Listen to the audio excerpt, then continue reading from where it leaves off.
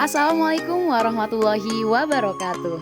Halo semuanya, perkenalkan nama saya Siti Jubaidah dari kelas 4A dengan NIM 2288190010. Saya merupakan mahasiswa jurusan Pendidikan Sejarah Universitas Sultan Ageng Tirtayasa. Video ini dibuat untuk memenuhi tugas ujian tengah semester mata kuliah sejarah kolonial. Dan pada kali ini, saya akan membahas mengenai sistem tanam paksa atau kultur Stelsil.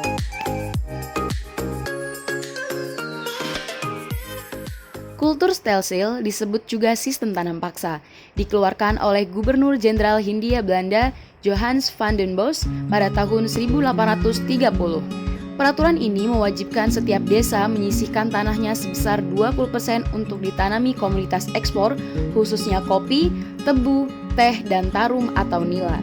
Kultur Stelsil kemudian dihentikan setelah mendapat berbagai kritik dengan dikeluarkannya UU Agraria 1870 dan UU Gula 1870. Latar belakang kultur Stelsil muncul karena kebijakan sewa tanah yang diterapkan pada era Raffles tidaklah berjalan seperti yang seharusnya. Bukannya mendapat keuntungan besar, sistem ini justru membawa kerugian dengan menurunnya pendapatan dari hasil pertanian. Hal tersebut kemudian menjadi dasar Van den Bos mencetuskan sistem tanam paksa sejak dirinya menjabat sebagai Gubernur Jenderal Hindia Belanda pada 1830. Selain itu, kebijakan ini juga dikeluarkan sebagai upaya untuk mengatasi krisis keuangan yang dialami oleh Hindia Belanda. Pada dasarnya, kultur Stelsil bertujuan untuk mengembalikan kondisi keuangan Belanda selepas krisis usai Perang Jawa. Adapun aturan yang dibuat, yang pertama adalah tuntutan kepada setiap rakyat pribumi agar menyediakan tanah pertanian untuk kultur Stelsil tidak melebihi 20% atau 1/5 bagian dari tanahnya untuk ditanami jenis tanaman perdagangan.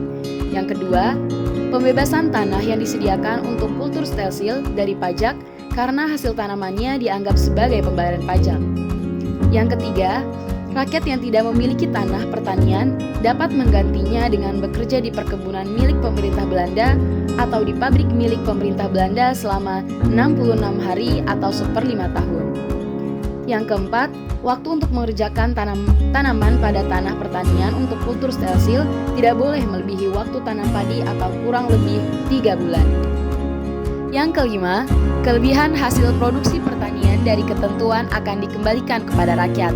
Yang keenam, kerusakan atau kerugian sebagai akibat gagal panen yang bukan karena kesalahan petani seperti bencana alam dan terserang hama akan ditanggung pemerintah Belanda.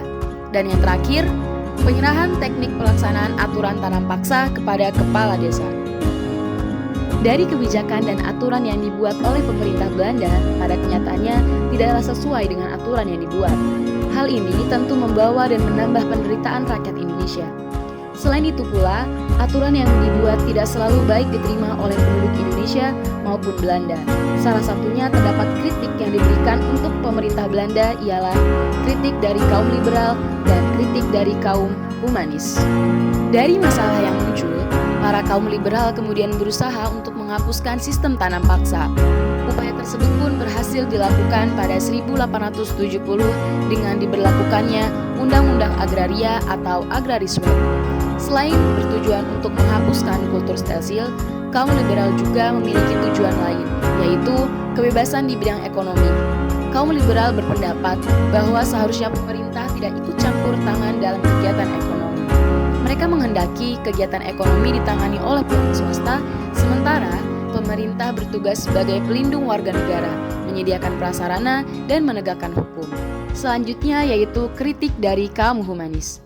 Munculnya sistem tanam paksa dan UU Agraria ini justru menimbulkan kritik dari para kaum humanis Belanda. Kritik tersebut disampaikan oleh Edward Dousdekker, seorang asisten residen di Lebak, Banten.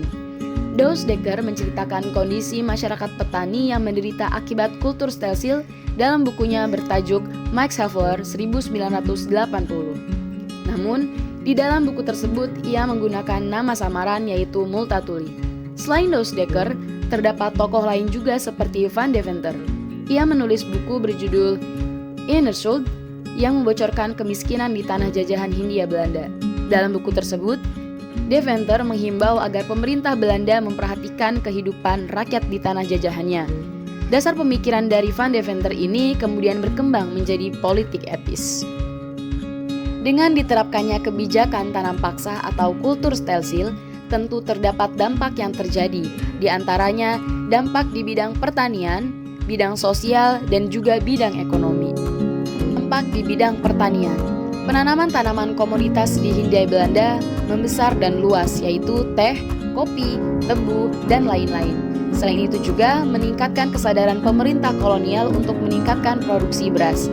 Yang kedua, di bidang sosial. Terjadinya homogenitas sosial dan ekonomi yang berprinsip pada pemerataan dalam pembagian tanah. Ikatan antara penduduk dan desanya semakin menguat yang justru menghambat perkembangan dari desa itu sendiri. Yang selanjutnya yaitu dari bidang ekonomi. Pekerja mengenal sistem upah yang sebelumnya tidak dikenal oleh penduduk, lebih mengutamakan sistem kerjasama dan gotong royong. Terjadinya sewa-menyewa tanah milik penduduk dengan pemerintah kolonial secara paksa. Timbulnya kerja rodi, yaitu sistem kerja paksa bagi penduduk tanpa diberi upah yang layak. Penduduk desa wajib memelihara dan mengurus gedung-gedung pemerintah, mengangkut surat-surat, barang-barang, dan sebagainya. Nah, itulah yang dapat saya jelaskan mengenai sistem tanam paksa atau kultur Stelsel. Semoga bermanfaat. Thanks for watching.